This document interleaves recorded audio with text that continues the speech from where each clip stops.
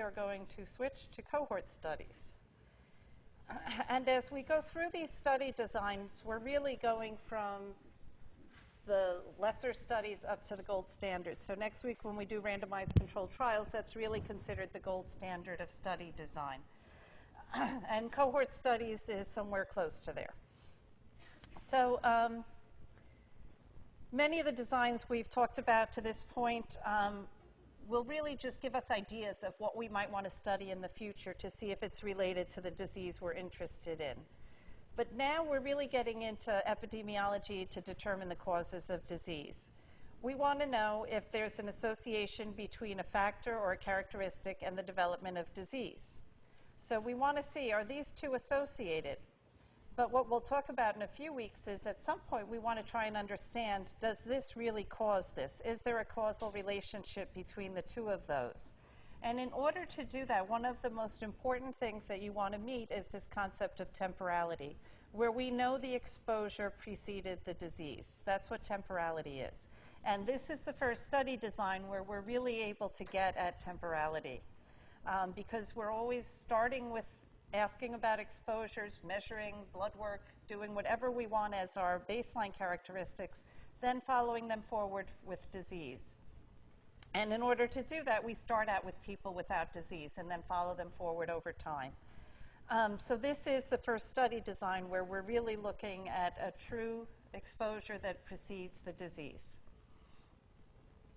So our cohort studies, we're really looking at the relationship between an exposure and a disease.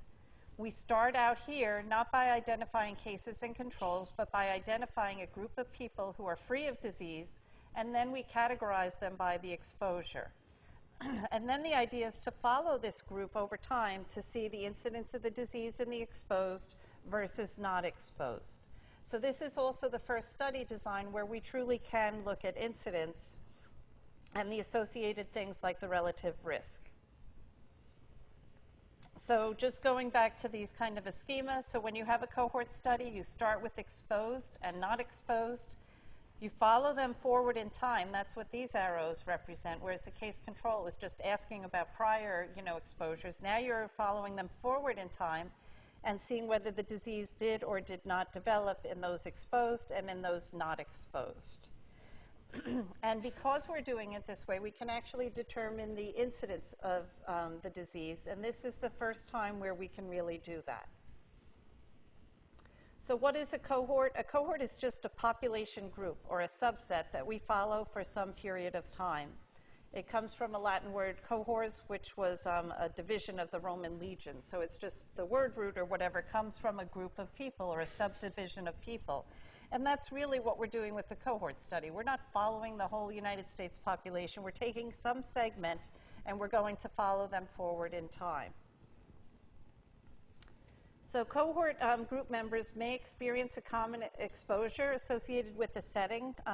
We will talk about occupational cohorts or school cohorts, or they may share a non-specific exposure, such as being a birth cohort, all the people that were born in the same year or the same decade, or that are formed from a geographic region.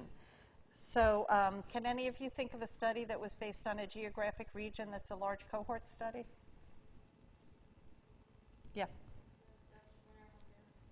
The Dutch hunger, the famine study, right? The Dutch famine study. Yes? Right, there's a few different ones. I don't know that particular one in Sweden. And then, yes? I'm sorry. Chlorine in water?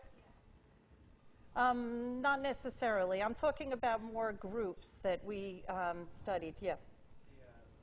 The nurses' health study in Boston? Right, the nurses' health study. We used that as one of our papers today, right?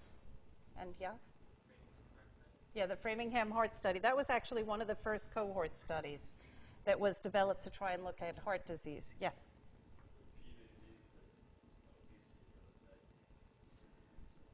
I'm sorry, the obesity. Oh, okay, like the Pima Indians and looking at obesity, right. So these are all different cohorts. It's just a group. They're followed forward in time.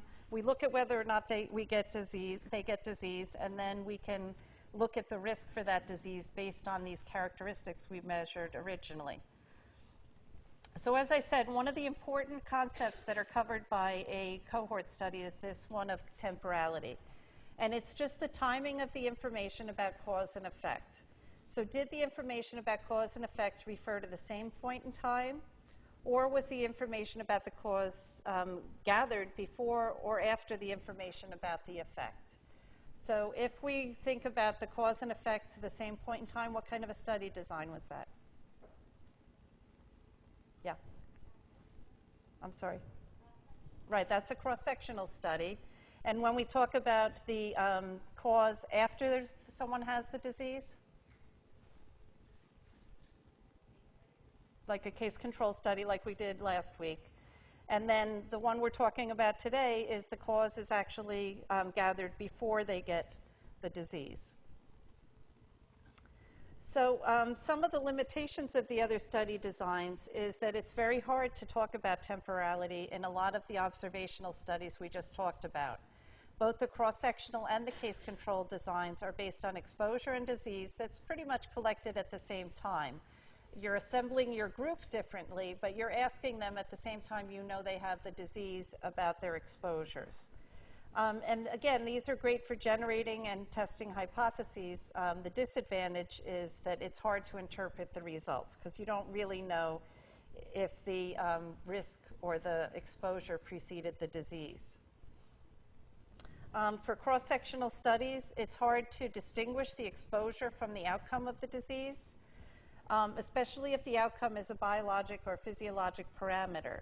So some of the earlier works, I think one of you wanted to do a paper on vitamin D and colon cancer, and some of the earlier work actually was looking at vitamin D levels in case control studies. But the problem there is, do you know whether the colon cancer actually impacted the vitamin D level, or was it the vitamin D level is related to the risk of the disease? So these are the things you need to think about in something like a cross-sectional or case control study. And then when you have a case control study, one of the things we talked about last week and in our exercise review is recall bias. And that's a big issue for case control studies because the people you're asking already know they have the disease and that's why you're asking them questions pretty much. And so it might make them recall stronger or falsely about their exposures. And remember, this concept of recall bias is not the same as failure to remember. So in cohort studies, you're going to start with a group of subjects who lack a positive history of the outcome of interest and are at risk for the outcome. So in other words, if I am doing a cohort study of endometrial cancer, looking for endometrial cancer, if anyone has already had endometrial cancer, they are not going to be in my study at baseline. Or if anyone has had their uterus removed and is not at risk for endometrial cancer, or if they're male, they're not going to be in the study. So everyone should be at risk, and they should not have the disease at the time you start. And they should include at least 2 observation points where you get the exposure and a second, but usually it's many more, to determine how many incident cases actually come from that group. So for example, with the Framingham study, when they started that, it was really developed to try and look at risk factors for heart disease back in the 60s. And when they developed that cohort, they excluded anyone at baseline that had heart disease because that was the major outcome they were looking for. So the cohort study actually can allow you to calculate incidence rates, and we really can think of it as going from cause to effect. And we're not typically using records to collect this data. Usually we're using primary data. We're asking the person themselves. We're getting a blood sample from the person. We're getting an X-ray. We're getting data from those people before they develop the disease. So a cohort study, you can start with exposed and unexposed groups and then follow up for disease or not disease. This is oftentimes, it's called an exposure-based cohort study, and this is oftentimes used for rare exposures. Remember, the case control was for a rare disease. But for rare exposures, say if you want to study people that work in battery factories because they're exposed to lead and cadmium and other toxic elements, Then you might do a study looking at battery workers versus people who don't work in battery production. And that would be an exposure-based cohort study. And it's the way to do it when you have a really rare exposure, because otherwise, if you ask the general population and you just put all the people with battery, work, you're not going to get a whole lot of those people. So exposure-based cohort studies, they overcome the limitations of population-based cohort studies because they're not as efficient for rare exposures, and you just can't get enough exposure data typically in a regular population-based cohort study. And there's certain groups, particularly people in occupation, sometimes people in the military, things like Agent Orange and things like that, were done on exposure-based cohort studies. Because these people have a higher exposure than the general population to specific hazards.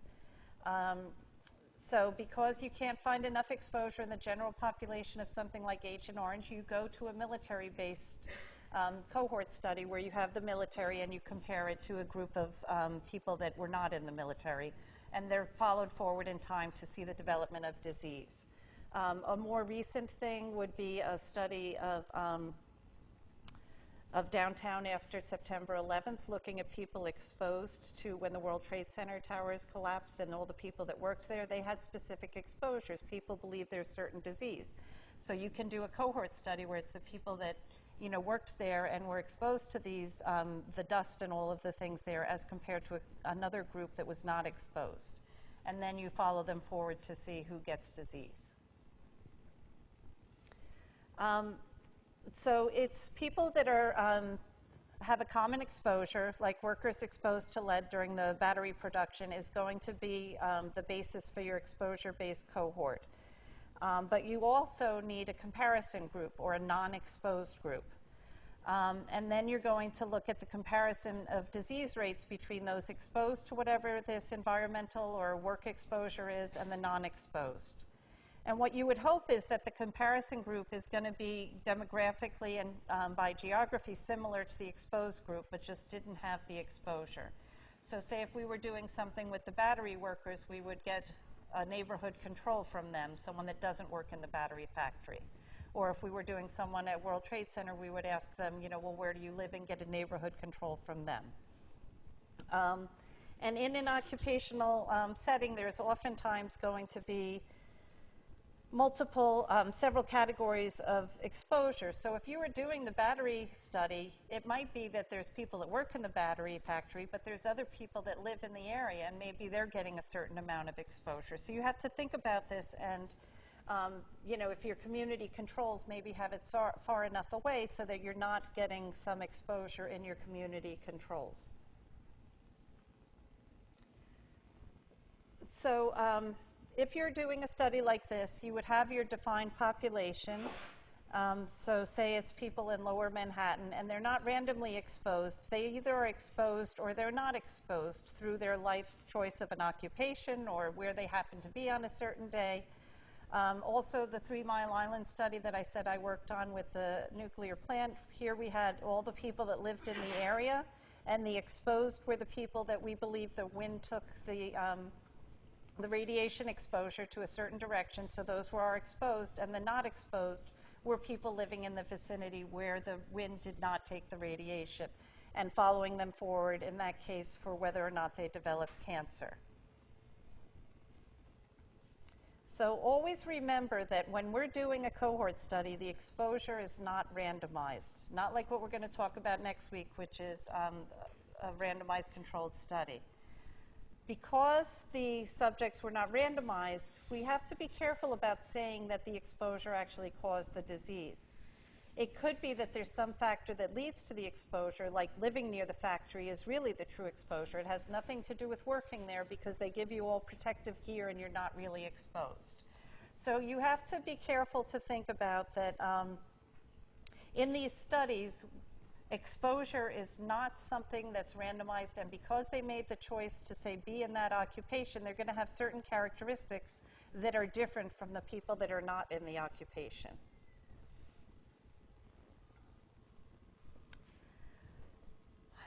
So another way of looking at cohort studies is the direction in time in which they go. So a prospective cohort study, the subjects are identified by their exposure at the beginning of the study, they're disease-free, and the disease status develops as we follow these people forward in time.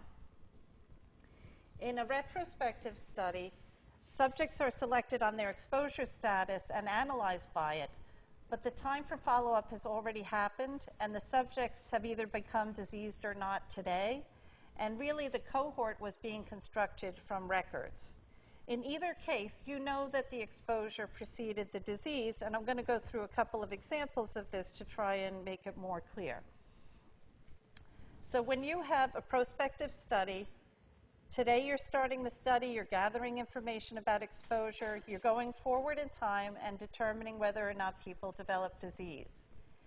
In a retrospective study, you might be able to tell already today whether or not people have disease, and you're actually getting records from the past. Say you wanted to look at high school records for a certain community on Long Island, and you looked at the height and weight of all the high school students at the age of approximately 18 or whenever they graduated high school. So you have all their names, and then you follow them forward through registries or records, and you see whether or not, say, they died of a heart attack. That can be done because all of that has already taken place. We know the exposure in the past. It was recorded what their height and weight was back in, say, 1960. And now, today, we can look at the records and see how many people died from heart disease and whether it related to their height and weight back in the past. And then there's also a hybrid of this where it's a historical perspective, and you look at exposure in the past, you look at exposure today, and then follow them forward for disease. So a prospective cohort is also called a concurrent cohort because your time in life is following forward just like the cohort. Only individuals free of the disease or of interest are included. And the concern we have here is for subclinical disease. So you might want to exclude anyone that develops a disease very early because maybe all of those measurements you took were related to the breast cancer that they developed 2 months later rather than to their risk of getting breast cancer. So oftentimes you might not include people in the final cohort who developed the disease very early in the study. And so the investigation, if you're the investigator, just goes through time along with the subjects in the trial. The problem is it's a very long time to complete these studies. And that's why when I asked you what are the names of some of the cohort studies, you know some of them because there's multiple papers on any of these cohorts because once they're in existence and the whole cost of following them forward in time has occurred, they tend to get refunded by the NIH and other funding agencies because it already exists. All the machinery is in place to keep following these people forward in time. So for something like the Framingham study, we not only have the Framingham study, but the Framingham offspring study, where they're following the kids of the people that were in the original Framingham study. But obviously, it's a long time. That study's been going on like at least 50 years, so it's a very long time that you're following people. So in a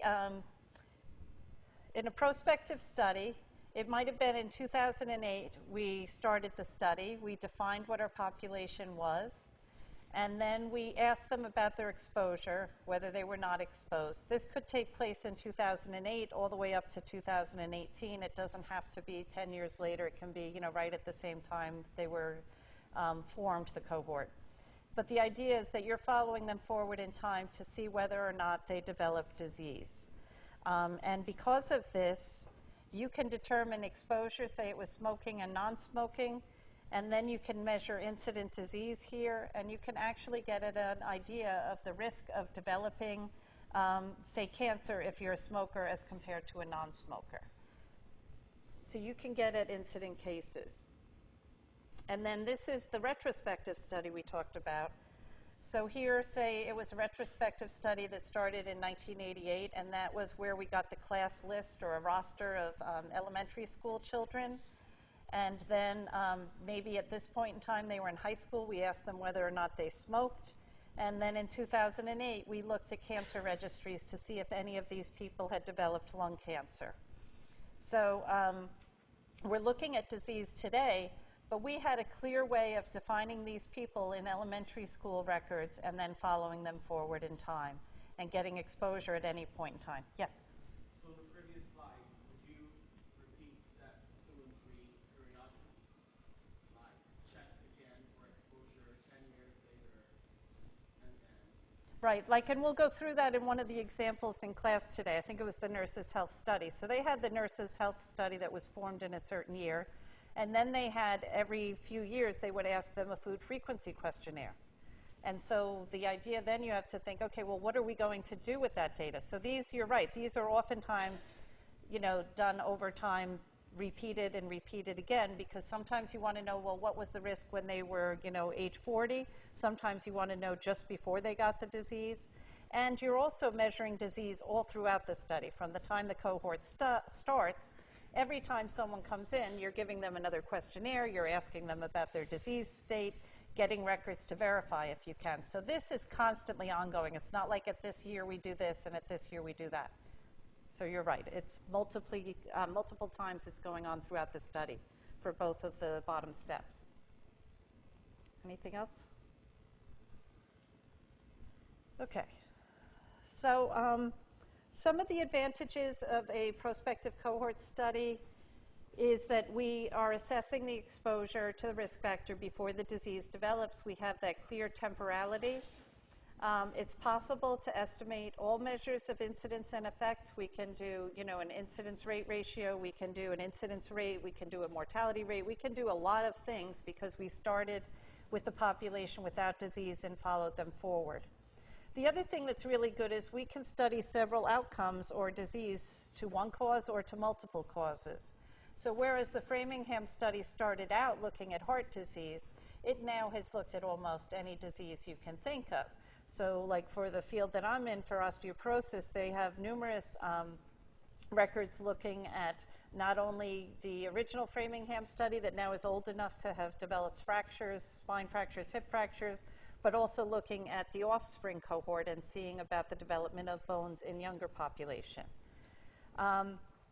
And because we're getting this data on exposure before the disease, recall bias is not going to be a problem. We may still have problems with recall, but not bias, because they don't know that they have the disease or not when they're giving the information on exposure. So there are some limitations. Obviously, it's a lot of time, human resources. It's very expensive to do these cohort studies. It requires very large sample size unless you have a very long risk period, but that also is costly. The Nurses' Health Study had about 110,000. The Physicians' Study had about almost 60,000. And what our biggest problem here is that we lose subjects over time. And this is a big issue, and this is what you want to try to avoid happening. Because what really matters is this concept of person years. It's not how many people you had in the study, but how many people you had and for how many years you followed them forward in time. And we'll go through an example of that.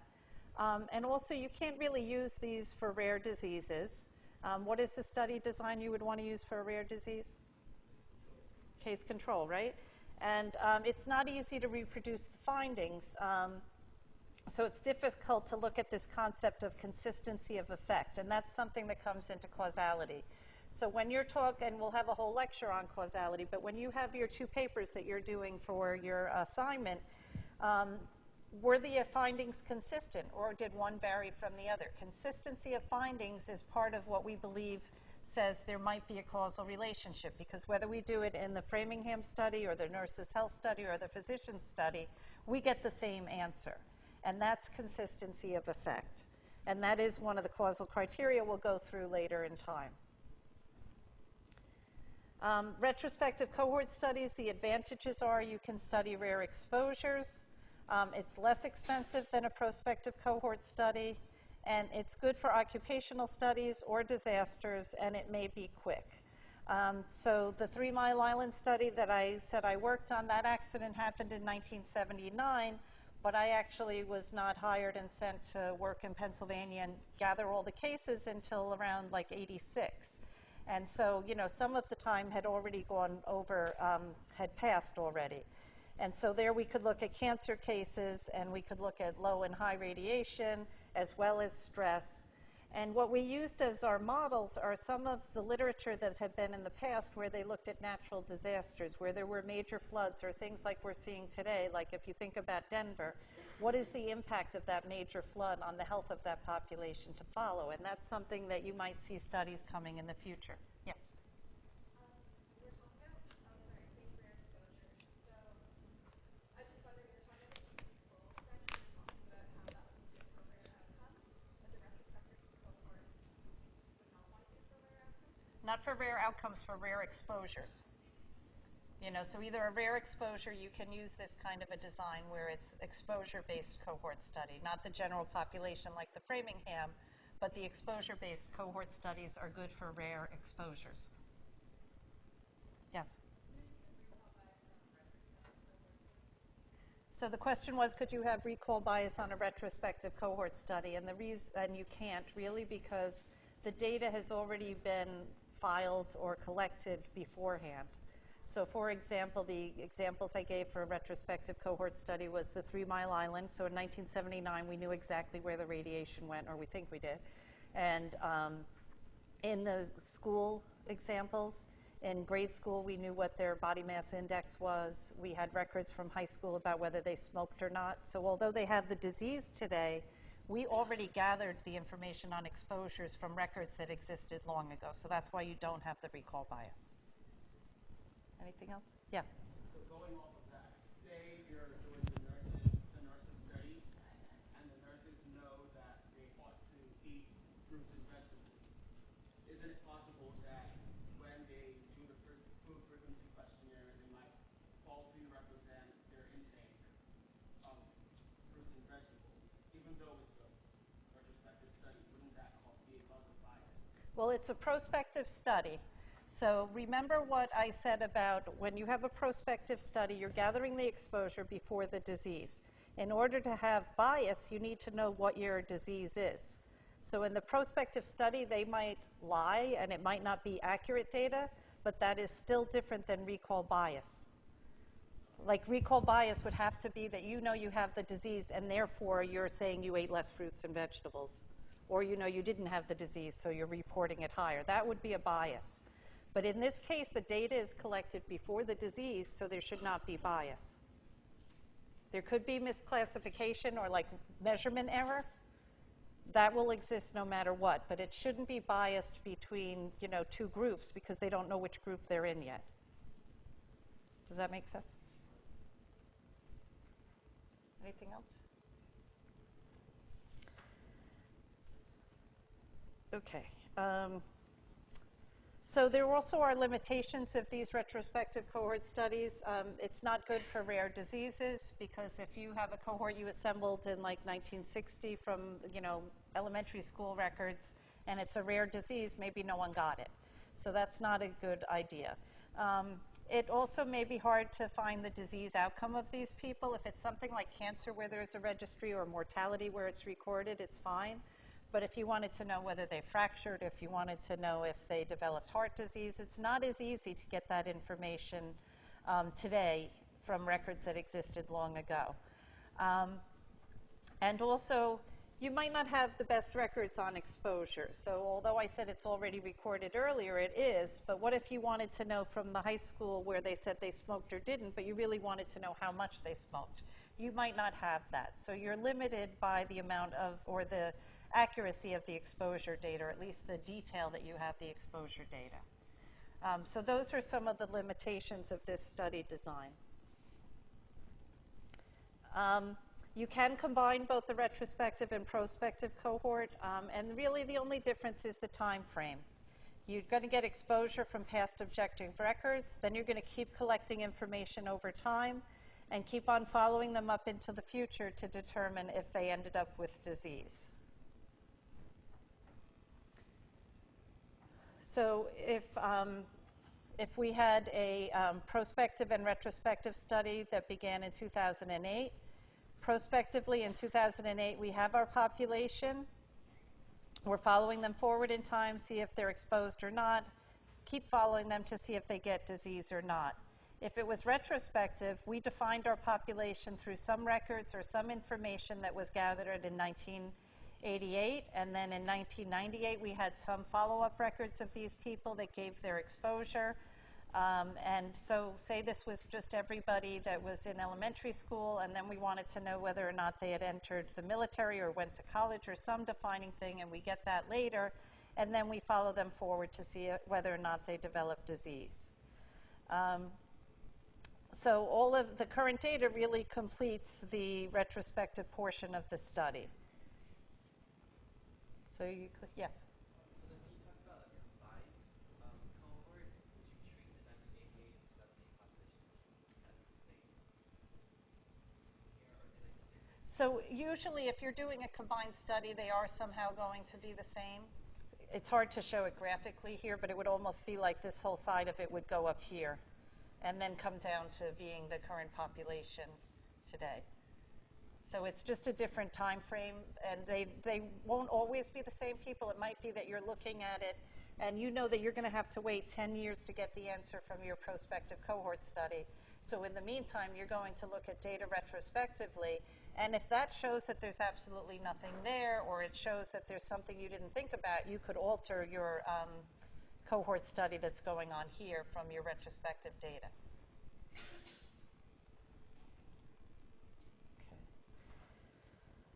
So again, thinking about details and the kind of things that I would like you to say in some of your exercises. One of the things you have to think about is how are you going to assemble the cohort? You want to make sure that all the individuals in the cohort are at risk for the disease and exclude the others. So if you're doing an ovarian cancer study, you're going to eliminate anyone who has had their surgery to remove their ovaries. People with a known or suspected history of the disease should also be excluded. Sometimes because of cost and the amount of time, we might recruit a cohort of a certain group. So for example, if I wanted to do a hip fracture study, I'm not going to form a cohort of 40-year-old people, because I know that hip fractures mostly start, spiking up there after age 70. So maybe I would form my cohort from people that were over the age of 65. And in that way, I have a group that's at higher risk for the disease, and they might end up with the fracture that much sooner. Yes? Would you exclude any members that are at an extremely high risk for the disease, like really prevalent family history of cancer or something that's very genetic, to get like a sort of more mild population? So usually you would not exclude from a cohort study anyone with an extreme high risk. So like you're talking about, like say if you had a Gale score, which is based part on family history, and it gives you your risk of breast cancer, you might just include everyone so that then you can evaluate that as a risk factor. If you exclude them, you can no longer evaluate it. And maybe it's people that have the family history that are more likely to be impacted by what they eat. You couldn't look at that. So you always want to include them in a cohort study. And sometimes actually when we talk about the randomized controlled trial, you might want to include them in that because those are costly, and you might want the high risk population to do your study in, because then there's a chance that they'll develop the outcome, a greater chance than the general population, and it all comes down to cost. But again, when you do that, if you restrict your population, like say here with the hip fracture study and over 65, all I can talk about is in a group of people that were 65 to start, the risk of hip fracture was predicted by exercise and diet and this, that, and the other thing. Or if you do a randomized controlled trial of people at very high risk of breast cancer, you can only say that whatever you studied works in a population at high risk for breast cancer, not for everyone. So it all comes to how you can describe the results of your study afterwards.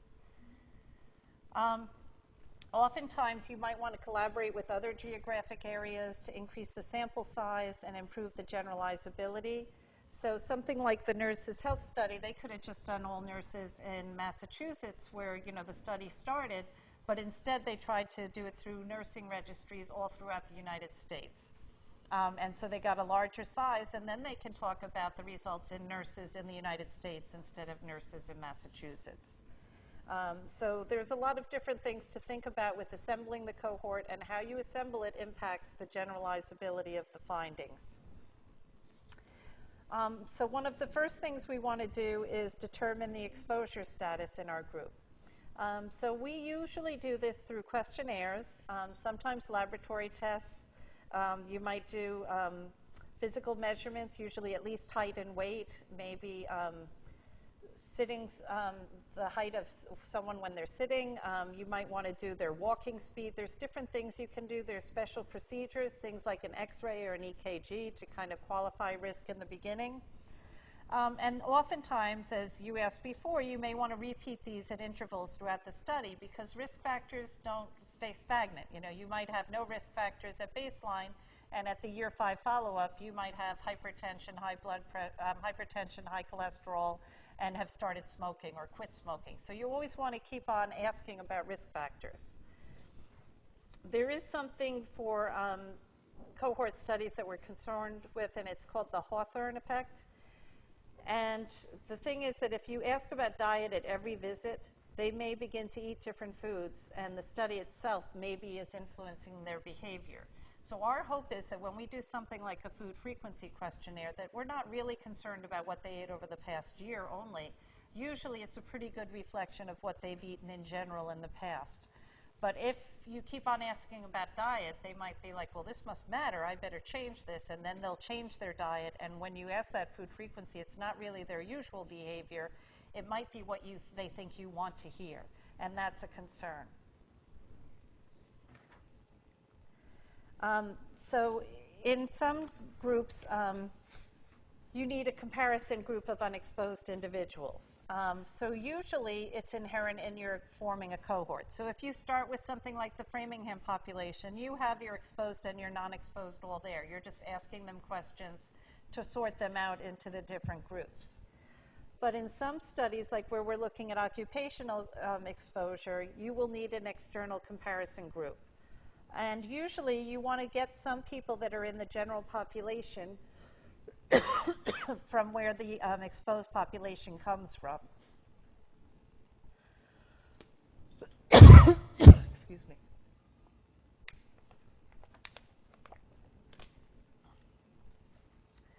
Then what you want to do is active follow-up. The investigator, through direct contact with the cohort, gets data on incidence of the outcome. It might be the disease, it might be a change in risk factors, a change in markers. And these follow-ups are all either through mailings, phone calls, or they come into the study site for their visits over time.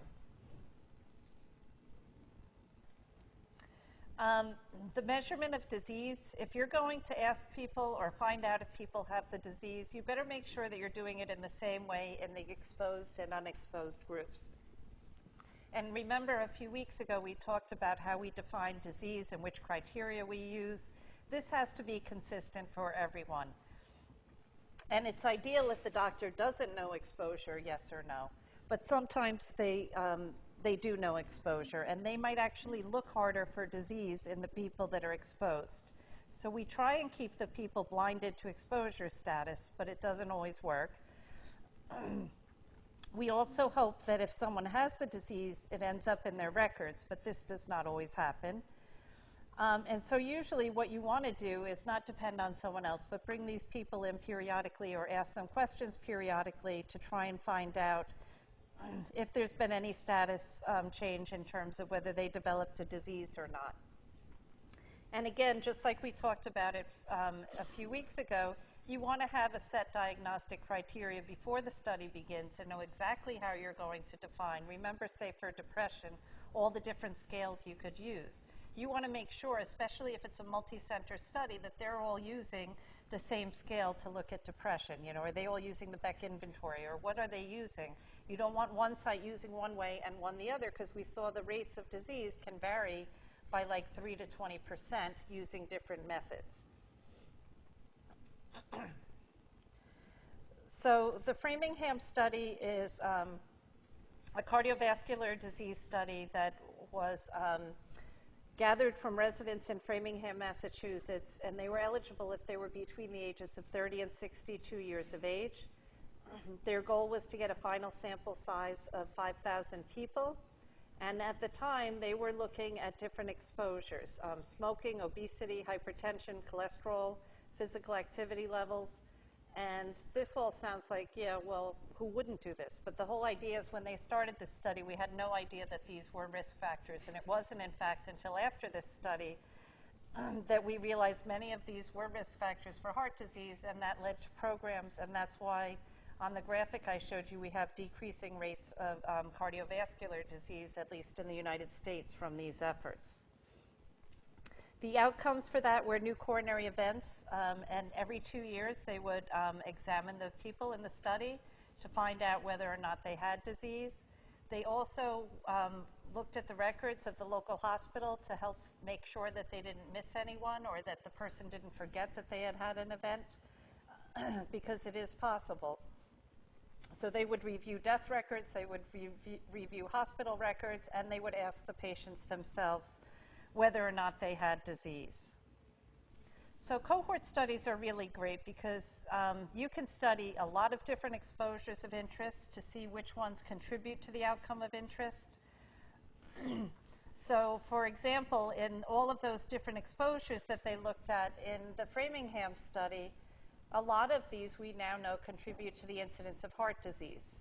And again, it's only because they asked about all of that information that we now have the extensive list of risk factors for cardiovascular disease that we didn't have before. So maybe if you want, you can take a 10-minute break, and then we'll come back and finish the slides and go through the 2 papers for today.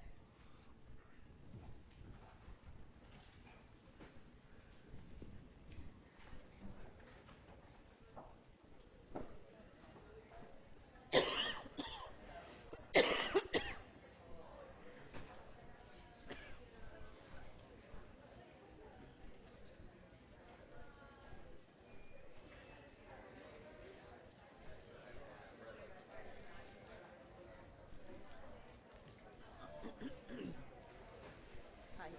Just a quick question about the retrospective cohort studies. How do you, I guess I'm confused, how would you draw a conclusion? For instance, the 3 Mile Island study. Okay, so you have a cohort, but specifically because of the geographical location, presumably you're also zoning in on a lot of other things. Like if the water was contaminated, they were all exposed. If there's a low Right. socioeconomic status area, they all obviously... So in that case, we had 2 hypotheses. So what we did is, so if this was the plant, this was 10 miles around, or 20 miles, I can't even remember, it's so long ago. We know that the radiation went this way, so that's the radiation.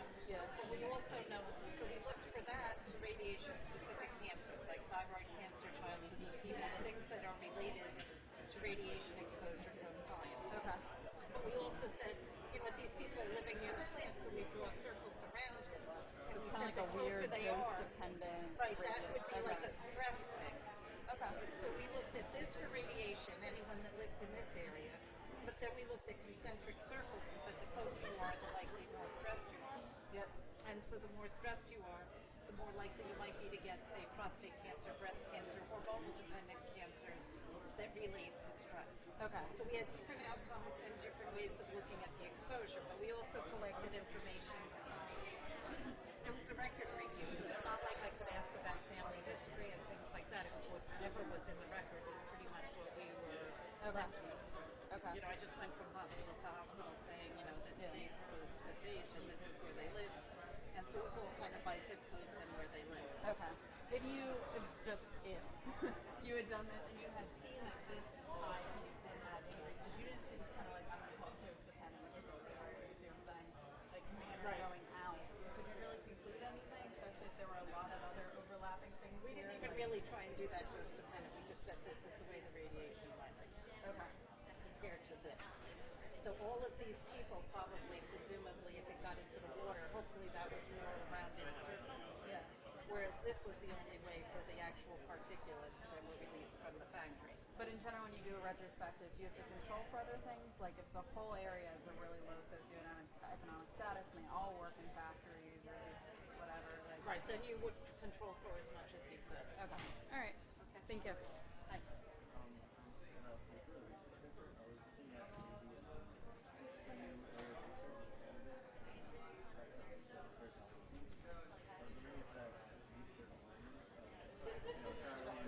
not in nutrients, it's more of a drug based. So I wasn't aware. I wasn't sure maybe because I haven't gotten the papers yet, and I didn't want to do that unless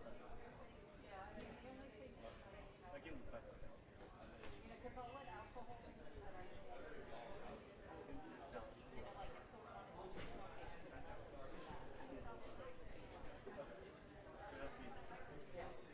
So it has to be. Hi, quick question. I think I missed something because I'm just confused how this looks like pretty retrospective because I thought you were supposed to start out not knowing the names of parts. So normally you do research in retrospect and you don't know the evidence yet and then like a little ways and then you no, it doesn't matter because we have the whole thing we're going to have responses.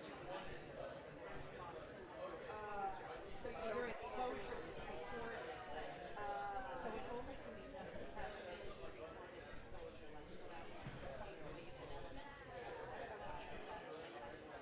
so you find out the exposure and the disease at the same point in time. You're finding it out that it occurred. It occurred earlier. Oh, you're finding out later. Okay. So the study gets done a lot quicker because all the data is always there. But you're starting with the cohort. So your defined cohort happened in, say, 1980. Okay. And you must tell everyone it was in elementary school. And then forward in time and say how many of these people died, how many got disease, what are the different, Okay. I get it. Thank you. Hi. Hi. So just I think on the very last slide you said it was how it's like possible to study multiple exposures of interest. We talked about in readings how that's kind of like a post hoc analysis, like Well, where that's different. So, if you usually have a hypothesis and then an outcome. right. So I don't know what kind of study design you were looking at in readings. It was like a really general study, and then they just like found that like a small like subset of the population happened to be like Right, significant. see, but that's a subset of the population. That's Okay. post hoc. So, I see. so in other words, if you have your cohort and they all have, so this is your group, and then you have them exposed and they're not exposed. Right. You're going to follow them forward and see if they get disease. Now, if you see nothing here, but you say, well, the people that were exposed and were tan, you know, So you can just So like a adjust subgroup what your there. exposure you know, was then you're kind of looking at a different group, and that's not as reasonable. So you start out with your study population. Now you're Yeah. going to lose some people, and that's fine. But if you see something only in a certain subgroup, it could be because you like kind of kept on working with the data until you found something. Yeah. That's usually more of the concern. Right. So it's when you have like a subgroup of this that you're Okay. looking at, because Okay. then you're not really looking at the whole group. You're only looking at some portion of these people. Okay. So that concern isn't relevant with this type, like by just like looking at different exposures. Different exposures is fine That's like because, perfectly fine. Okay. yeah, I mean, I think it's one of the last slides, but I mean, if you're doing a cohort study, you're not only going to ask about one risk factor, it's a huge amount of money. Yeah. You're going to ask about everything. Okay. That was where that was leading to. Okay. All right. Thank you. Okay, you're welcome.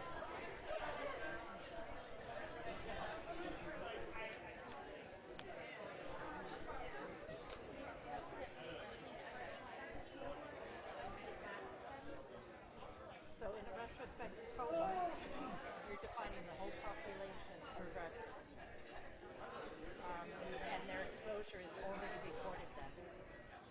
So the examples are like if you had a high school records, and the high school happens to do a smoking survey of everyone, you have during their high school, which might have been 30 years ago, whether or not they smoked. You're not asking them today who has lung cancer and who doesn't. So you start out, it's 2 years from now, so in your case control, you're going to start out with your cases and controls, and then you're going to ask them about prior and the retrospective cohort, you're starting out plus or minus 2 years exposure. So in 1980, I had smoking, but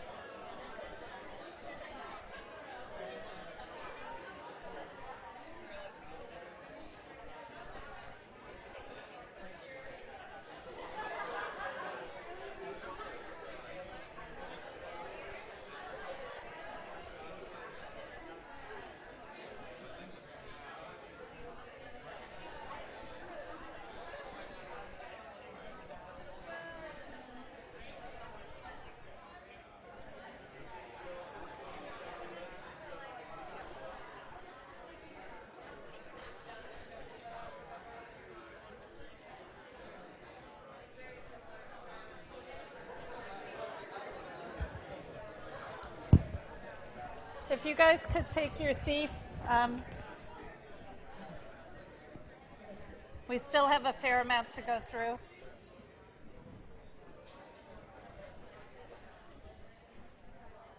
So one of the important concepts when we're talking about cohort studies is incidence. I said this is one of the only studies where we can calculate incidence. And I want you to be aware that there's different ways that we do this. So one of the ways is cumulative incidence. So you look basically at the proportion of subjects who develop the disease over the follow-up period of the study. And that's giving you the average probability that someone in the cohort will develop the disease over the follow-up. So for this, the numerator is all the incident cases of disease over the follow-up period, and the denominator is all the people at risk of disease at baseline.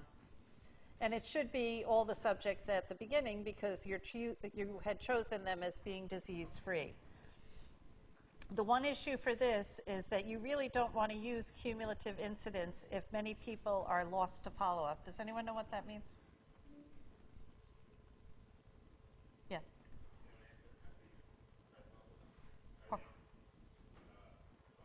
Right, so it's people that don't respond, like they might have come in for their baseline survey, but then they don't come in for any of the follow-up surveys. They don't send in a questionnaire in the future. That's lost to follow-up. And that is the biggest problem of a cohort study, because we really need all those people we started with to stay in the study, in part because it gives us more power, but also are the people that drop out and don't stick with the study somehow different than the people that stick to the study for all of the years you're following them? These are all issues. So we really want to try and keep everyone in the study as long as possible. So I think we had like little graphs like this last week. So if we were talking about cumulative incidence, in this scenario, there's 8 different lines. So we followed them from 2000 to 2002.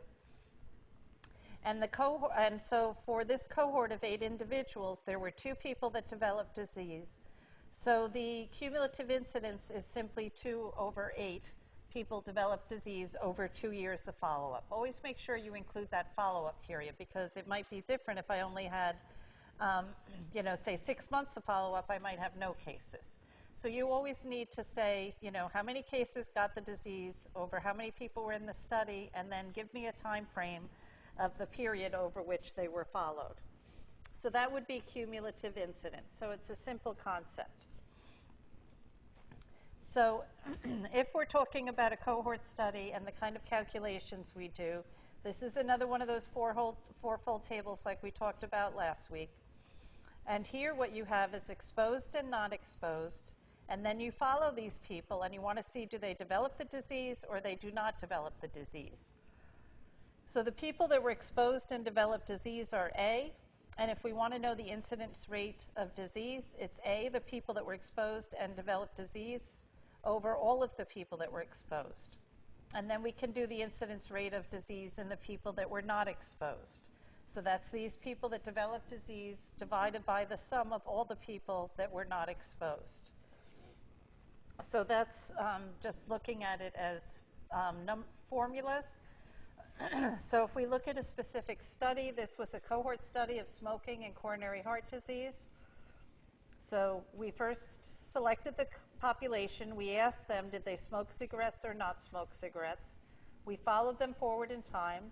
And out of the 3,000 people who smoked cigarettes, 84 people developed coronary heart disease. And out of the 5,000 who did not smoke, 87 developed coronary heart disease. So you can see that the incidence per 1,000 per year is going to be 28 for the people who smoke cigarettes, and in the people that don't smoke cigarettes, it's set 17.4 per 1,000 per year. Does that make sense?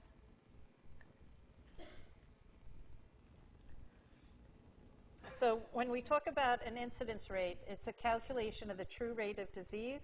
The numerator is going to be all the incident cases of the disease over the follow-up period. And the denominator is going to be the sum of time contributed by the study subjects while they are still at risk for the disease. And when we really do these studies, when a person gets the disease, we stop counting their person times. Now, it's not like we have these simple graphics all the time that we look at. Um, so when we look at this person got the disease, so we're no longer counting this year for that person. We're not counting this year for that person because they already got the disease. So if we were talking about incidence rate here, we're going to talk about 2/4 instead of the cumulative incidence. We still have the 2 cases, but now we're talking about the person years of follow-up. So when someone's in the study, it's how many years did they contribute to the follow-up. So this person only contributed 1 and then they got the disease. This one was 2 years, 2 years, 2 years. They were followed the full length of the study and they never got disease.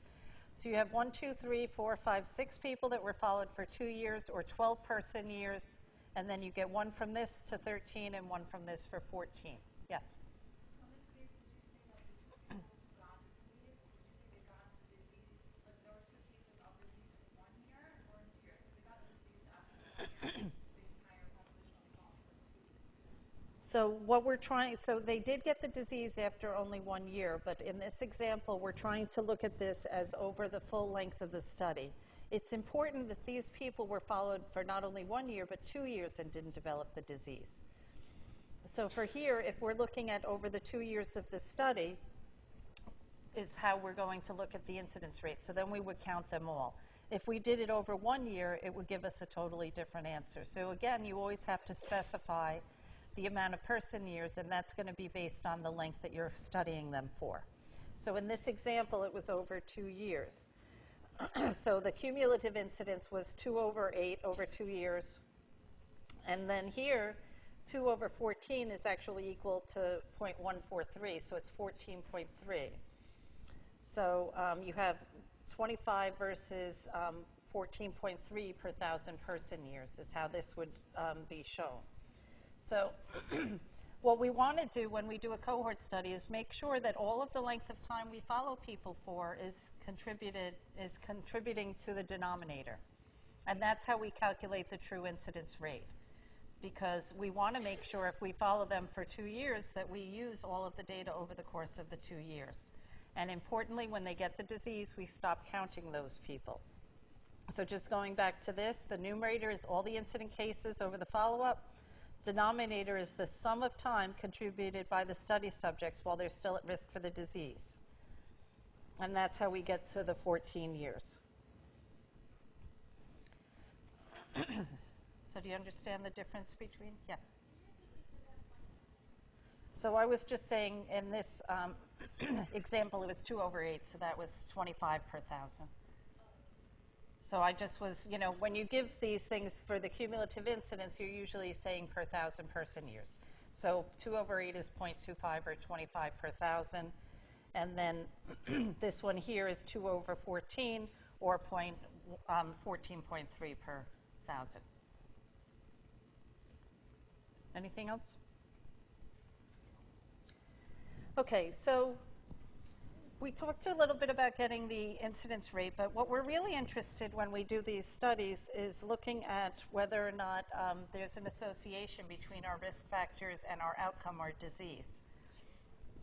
So we can do measures of association. And this includes things like a risk ratio, looking at the cumulative incidence and the exposed divided by the cumulative incidence and the unexposed. And so if you talk about a risk ratio of 3, it says that the risk of disease in the exposed is 3 times that of the unexposed. So a relative risk is very similar to an odds ratio, but it's specifically calculated for a cohort study. So if you have a relative risk of 1, it means the exposure doesn't increase the risk of the disease. If it's less than 1, the exposure appears to be protective, so say vitamin D protecting against some disease. If the exposure is greater than 1, it increases the risk of disease. So say trans fats and heart disease. It might have a relative risk of 1.8 or 2.6. So the risk ratio is a relative measure. It's talking about, the risk of the disease in people exposed compared to not exposed. It's not an absolute measure of how many people actually get the disease. We're looking at a ratio here. So do you understand the concept of the measure of association, its similarity to an odds ratio? But here we're doing it based on incidence rates instead of the AD over BC for the odds ratio. So we can set up our fourfold table, and notice here the only difference here is that the diseased is on top here and exposed is on top here. What you have to just think about this is in words, that we're always thinking about the disease in the exposed, which is going to be A, divided by all exposed, which is A plus B here, or in this one it's A plus C. So if you think of it in words, it's easier, or if you always set it up so like exposure is on the left side and disease on the top, then you can always use this formula. But I want you to really understand it in terms of a concept. It's not like a formula, it's more as thinking, what is the rate of disease in the people that are exposed compared to all of the people that are exposed, and divide that by the rate of disease in the unexposed divided by all of the people that were unexposed. And that would be your risk ratio.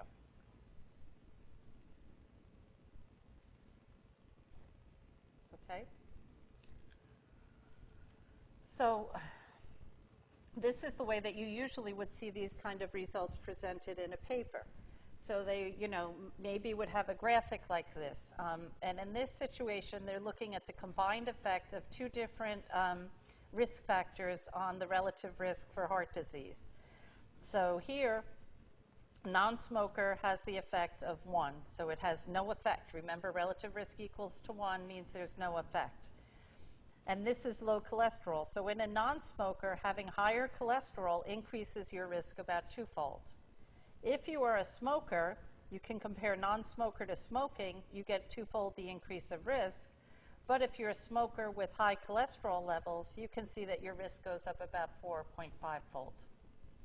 And you could do the same thing with the combined effects of blood pressure and smoking, where here it's, again, a non-smoker with low blood pressure is the null, or 1, a value of 1. And then if you just have someone with higher blood pressure but they don't smoke, the risk goes up about twofold. If you compare non-smoking to smoking, it's about twofold. And if you compare a person who smokes and they also have high blood pressure to the non-smoker with a low blood pressure, it's up about 4-fold risk. And that's how you would take these risk ratios and show them graphically. You could also have a table, and this table is actually showing two different things. So here is looking at the serum cholesterol, and they have men and women at young and older ages. And this is the actual incidence rates per 1,000 people. So it's how many people got the disease. This is the true rate of disease. So if you look at the incidence rate in the men down here, it's 38.2. Women of the same age, is it higher or lower? It's lower, right? And then if you look at the effect of serum cholesterol going up from 190 to greater than 250, where do you see the greatest risk of high cholesterol? In which group? Older men, right? Here it's 267 is the number of cases going up. So that's the number of cases that we see in each of these groups. But so that's the absolute number of cases or the absolute risk. But if you look here at the relative risk, this is that ratio. So if we make 1 equal to men that are young and have low serum cholesterol, here we can see the impact of increasing serum cholesterol in the young men. Here we see the combined effects of age and high serum cholesterol. And then here in women, we can see that the risk is lower at most levels until you get to the highest one. It's less than the reference group of men, but in women that are older or postmenopausal, you can see that their risk goes up pretty much like males do, and that you see that there still is an increased risk of age in women much more than what you see in men. So there's different information that you can get from this. So if you have an increased age and an increase in cholesterol, you're going to get in men a relative risk of 7. If you increase age at the same cholesterol risk, it's going to only increase a little bit less. It's going to be almost a 3-fold increase. So let's just go through a sample calculation from a study that was published So this study was trying to look at whether there was an association between childhood sexual abuse and suicide attempts, specifically among chemically dependent adolescents.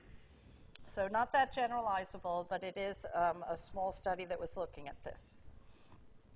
So here's your A, B, C, D, how they fell out into the table. So here you have the history of sexual abuse being the exposure, yes or no, and suicide attempt being the disease, or no suicide attempt being the non-diseased. So if you wanted to look at the incidence of suicide attempts in people with a history of sexual abuse, what would it be?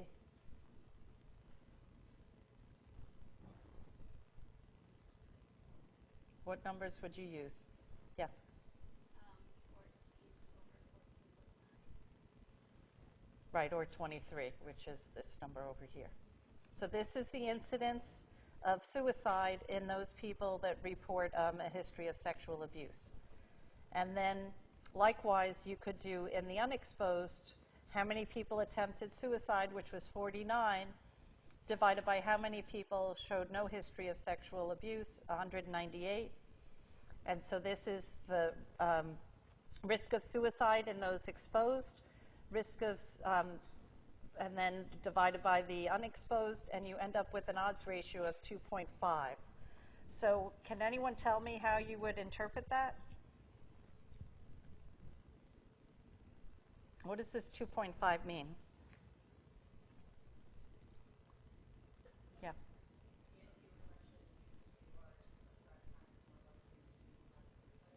Right. So it's your risk of having a suicide attempt if you were abused is 2.5-fold higher than if you had not been sexually abused in your history. So everyone clear on how the numbers work to do these calculations? Okay. So there are other measures of association, and we're going to spend more time on this in a couple of weeks before the midterm. So this is really just to introduce you to the concepts. Attributable risk is the cumulative incidence in the exposed minus the cumulative incidence in the unexposed, or you can say it's the difference of risk in the exposed and the unexposed groups. And what this does is it tells you what's the total increase in the incidence of the disease that we can say is due to that exposure. And this is important for public health, because if I was going to do a program and I wanted to see whether I wanted to target, smoking behaviors or drinking behaviors in youth in terms of motor vehicle accidents, I would see, okay, well, what percent of motor vehicle accidents are actually related to alcohol? What are related to smoking? Was that the example I gave? And then you would compare them and say, well, which kind of a program do you want to spend your dollars on? What's going to give the biggest bang for the buck in terms of reducing motor vehicle accidents? So conversely, if you could remove the exposure, how many cases of disease could you avoid? So for example, if you were going to start a stop smoking program, what impact would it have on the disease that you see? Like, how much of the disease are you going to get rid of? Smoking is a strong risk factor, but it's not the only one. So you can't say if I do a stop smoking program and it's effective, I'm going to get rid of all lung cancer, because there's other causes. So what proportion of those lung cancer cases would you actually get rid of? That's what these numbers help us to calculate. So, it's a concept that I just want to introduce to you, and it's graphically shown here, that there's always going to be a level of risk in the exposed group and in the unexposed group. And everyone's going to have some level of background risk. And what we're really trying to tease out is this part here, or the incidence that's due to the exposure. So if we got rid of this, how much disease would we get rid of? So we know that everyone has some baseline risk. This is what's attributable to, say if it's alcohol and motor vehicle accidents. Well, this is maybe texting and doing other things, or just being a poor driver. There's other causes for motor vehicle accidents. But if we have data that shows that we can get rid of this many of them if we just focus on, making sure people don't drink and drive, then we're going to have a program that's going to try and target that behavior and make it change. And that's where things like attributable use risk is very important. So The difference between absolute and relative measures like the incidence rates have greater public health importance because they tell us how many people can we stop from getting the disease if we actually remove the exposure. So remember, the attributable risk here was based on the cumulative incidence in the exposed minus the incidence in the unexposed. We want to see how many of those cases can we get rid of. But if we want to say how strongly is alcohol drinking related to motor vehicle accidents, then we want to look at things like the relative risk or the rate ratio and try and get at what is the association. So if it's an association of 3, that's stronger than if we got a relative risk of 2. So we can look at the strength of the association, and that gives us an idea of how related the two variables are. So the absolute measures is just the number of cases. So that was going back to this example here, these incidence rates. How many cases can we get rid of if we try and lower cholesterol? You know, well, it's about 150 if you target older men. But if we wanted to see how strongly is high cholesterol related to coronary heart disease, it's 7-fold. That's a very strong relative risk. And it's much stronger, say, than the effect of age by itself is only about 3-fold. So you use these two measures in two different ways. So some of the important concepts that I want you to think about is the study population, who are the actual members of your study, and then the target population is to who do you want to say your study applies to? You know, so whatever your cohort is, like if it's Framingham, Mass, then you can say this population in, you know, in the northeast part of the United States had these results. Is it going to be the same thing in the Southwest or somewhere else? We don't know, but we could kind of say it might be very similar or it might not. But the target population is who we can generalize our study to.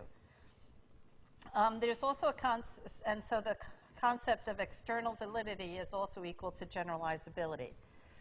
So your external validity is strong, and you have good external validity if you can generalize your results to other populations. And you have to think about when you're planning the study and your study group, who do you want to generalize to? You know, it might be easier to do it in a smaller population that's geographically in one area because then you don't have to travel or get other sites involved. But maybe it would be a better study if, like the osteoporosis study that I did, we have centers throughout the world. And so now when we're reporting findings, we can compare Europe to Asia to the United States, or we can say globally in this group of women that participated in the study, these are the findings. And the important thing is that, you know, the exposure-disease relationship can vary among different populations. And you even can see that in your readings in something as small as like the estrogen receptor status, say, in the breast cancer study. You know, the findings weren't the same if you looked at estrogen and progestin-positive cancers as compared to the other ones. So what if you did a study that was only on, you know, estrogen and progestin-negative cancers? You would find a different result, and therefore your results can only be generalized to that population. The other important thing is internal validity. And if the exposure and the disease relationship that you're seeing in your study is a good estimate of real-life exposure and disease association, then you have good internal validity. In other words, do your results make sense? And they maybe don't make sense if you have too much confounding, if you have some bias, maybe in the disease detection, or sometimes simply by statistical chance. You might just get a different result than what really exists. And so what you want to do is try and make sure you take care of these. So we're going to have, after the midterm, a whole lecture on confounding and bias, but confounding is something that you want to make sure you measure those variables that might be important confounders so you can control for them. If you're talking about bias, you really want to avoid this, and typically the best way to do that is to train your study staff to have strict criteria of what you call disease and not. And all of these things are very important, and in terms of chance, you want to just have a fairly large sample population. So exchangeability is basically that the unexposed in a cohort is representing the disease experience of the exposed if they hadn't have been exposed. In other words, are they similar? The same way we were thinking about a case control study. Are the cases and controls similar except for the fact they have disease? Are the exposed and non-exposed similar except for the fact that one has exposed and one does not? What we would hope to see is an even distribution of potential confounders between the exposed and unexposed to achieve this. On the basis of your readings today, did we see that? An even distribution of potential confounders across different exposures? Do you know where you'd see that? Which table in the paper typically? Table 1, right, is going to show you that. So think about whether we saw any differences between those with higher intakes of meat, say. Did they vary by other characteristics?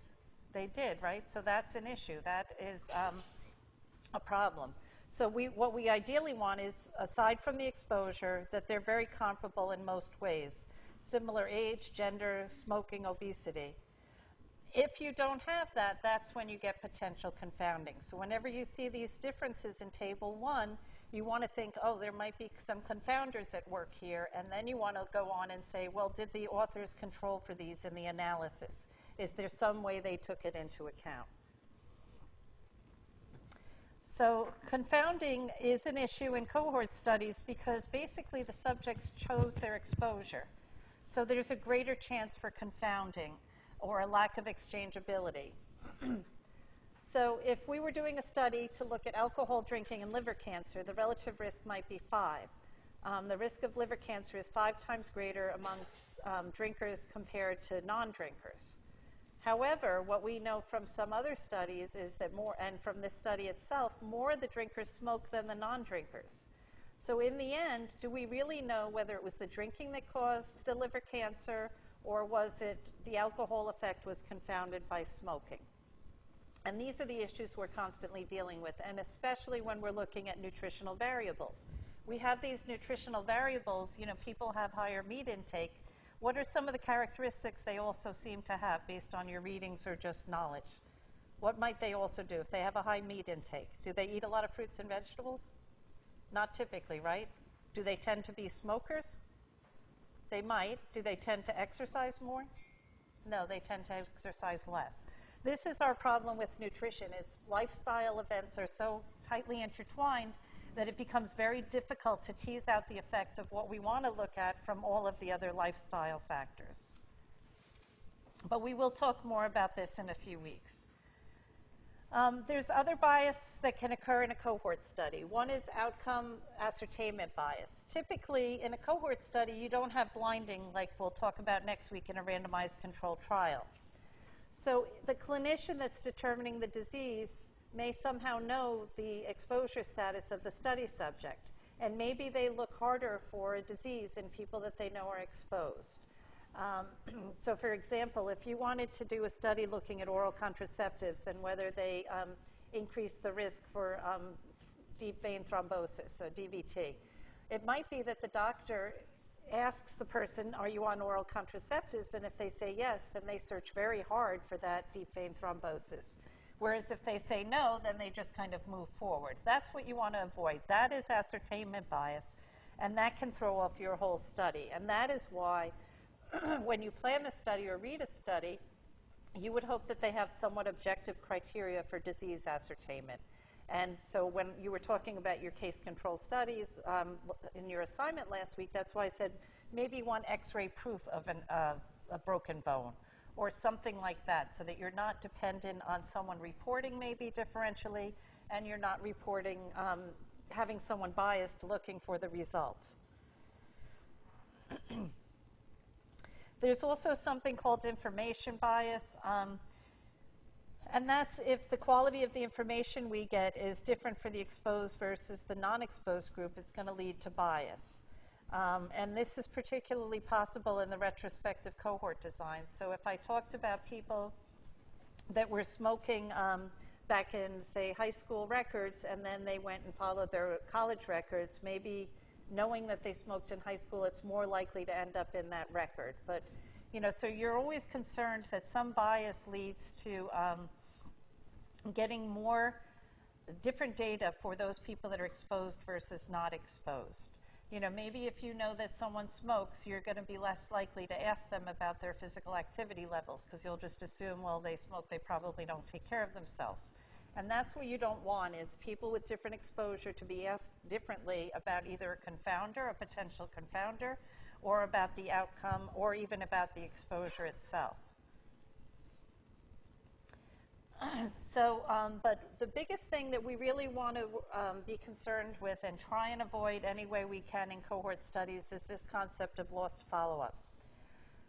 And if, in fact, it does occur, our hope is that the losses from each of the groups is equal, so that A, B, C, D, that we're losing the same amount of people from each of those. If we don't lose the same amount from each of these 4 cells, then we're going to influence the results. Did you have a question?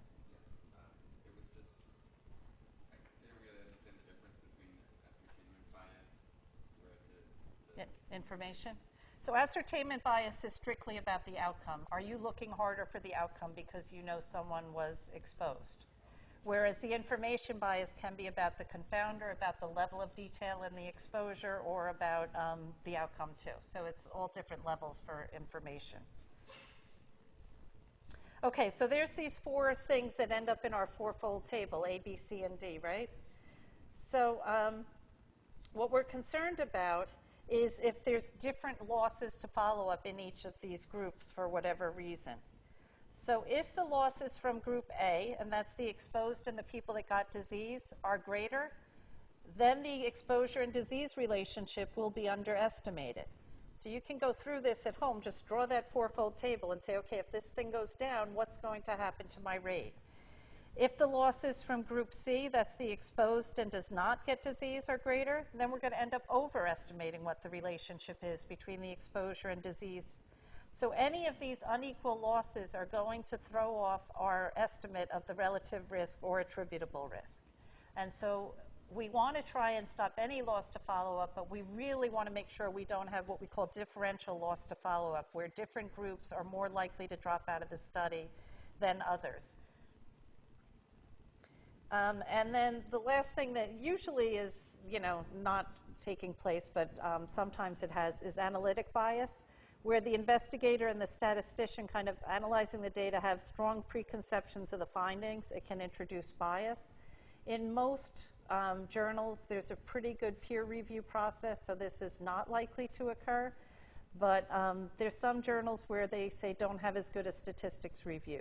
So the spine surgery that I was talking about with this medication, the study, we want to do it because there's been some studies published, but they were done totally wrong. Like in, do you know the concept that if you're going to look at something in statistics, they should be independent events or whatever? Like, and what they were looking at is how many vertebrae within one person repaired or not, and they counted each vertebrae separately instead of each person, whether they had good healing or not.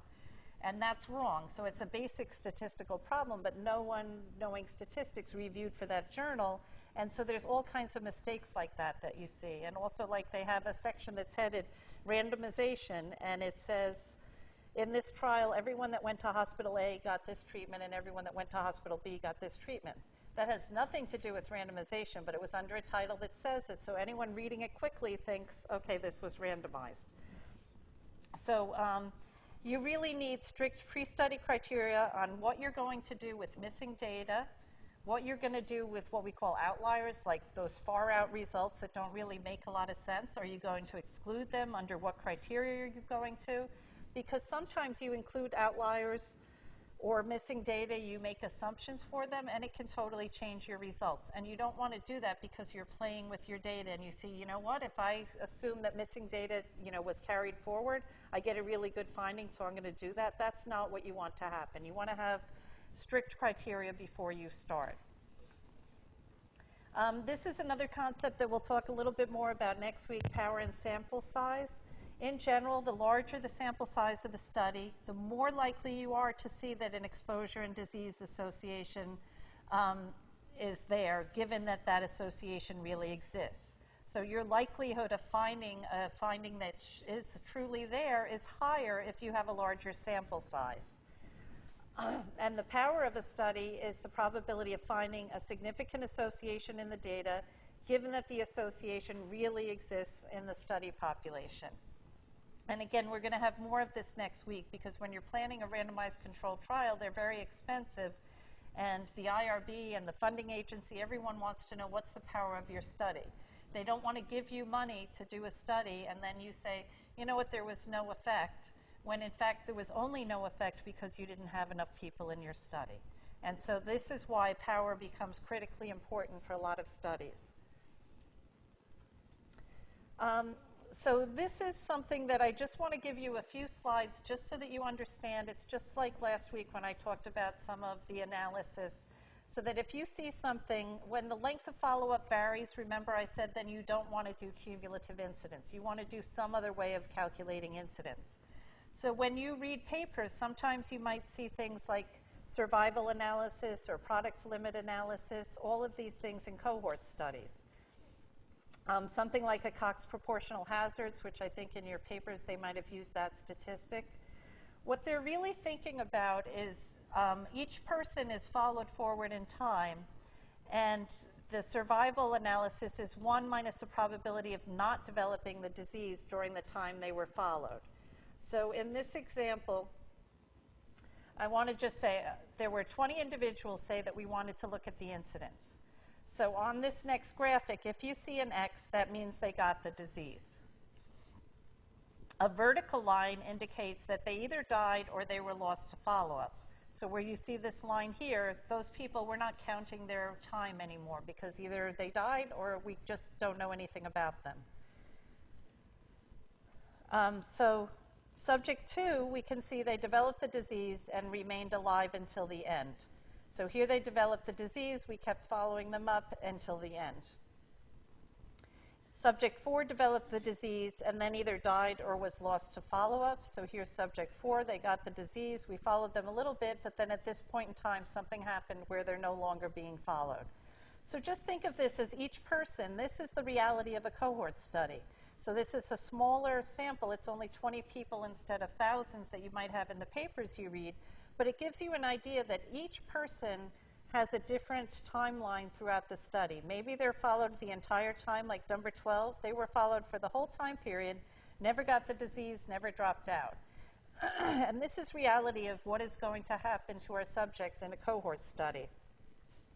And so what we then do is use these specialized statistics, like the product limit survival analysis or a Cox proportional hazards model. And that just is shown here. And I don't really want to spend a lot of time on this. I just want to point out that, you know, you're starting with 20 people in the beginning of the study. We had no new cases at that time period during interval 0 to 1. There was 1 withdrawal of unaffected persons. And so now we dropped down to 19 people. But then there was another withdrawal, so then we dropped down to 18 people. But still, there was no one that actually had the disease until you get to this period of 3 to 4. Then 1 person got the disease. And so this is kind of the probability. This is accounting for the loss to follow-up. This is accounting for the new cases of disease that we observe.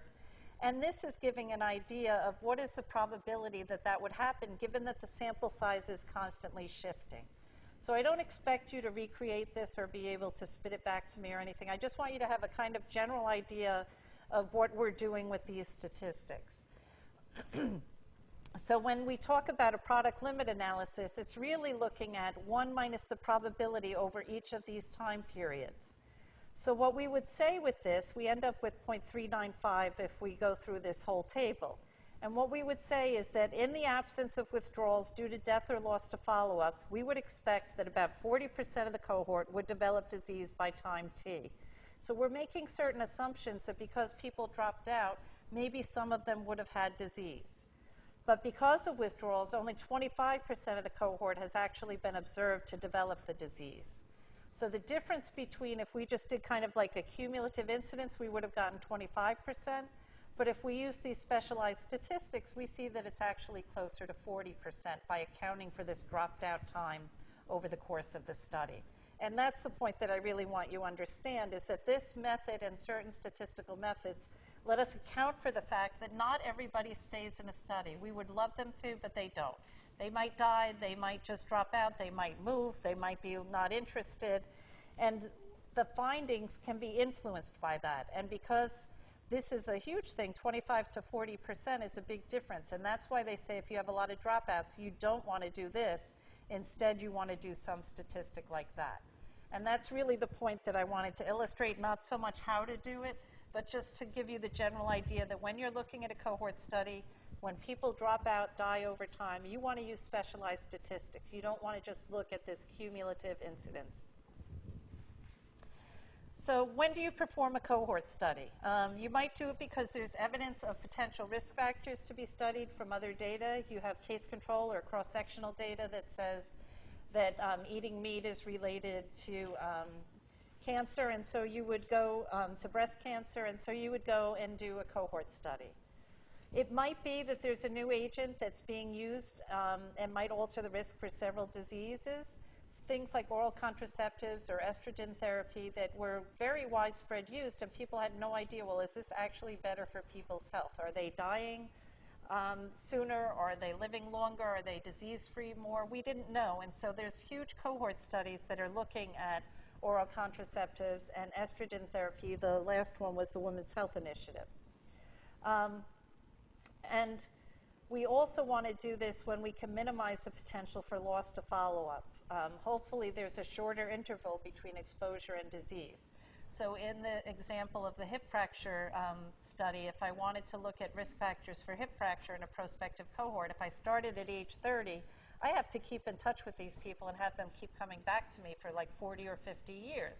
If I start at age 65 or 70, I only maybe need 5 or 10 years of follow-up. So just think it through in terms of how likely people are to come back given the length of follow-up. So in a cohort study, you could compare exposed people and unexposed people. You could compare incidence rates of disease in exposed and non-exposed people. Whereas in a case control study, the groups compared are people that already have the disease and people without the disease. And you compare the proportions exposed in the people with the disease or your cases compared to the people exposed in the controls. So there's two different ways that we're going to look at cohort studies and case control studies. And the idea is that if you're doing a cohort study, you start with exposed and not exposed people. There's many different outcomes that you could look at. So it could be disease A is heart disease, B could be Alzheimer's, C could be colon cancer. You have this group, you're just going to follow them up for multiple outcomes. And as many as possible, you're going to look at whether they got the disease or not based on if they were exposed or not exposed. So it can be a very efficient study design because you can look at a lot of different outcomes. In a study that starts with a defined population, you also can look at multiple exposures as compared to the exposure-based cohort. You can look at multiple exposures. So you have your population, they might be exposed to, say, the yellow is drinking, the orange is vitamin A, and the tan is smoking. You know, and you have the same thing, not exposed, and you're looking at multiple disease developments. So it's costly study, but it can give you a wealth of information because you have multiple exposures you can look at as well as multiple outcomes. Both of them can be studied. But the biggest thing is that when we talk about a cohort study, we're over here. We have the population. The people self-select whether they're going to be exposed or not exposed.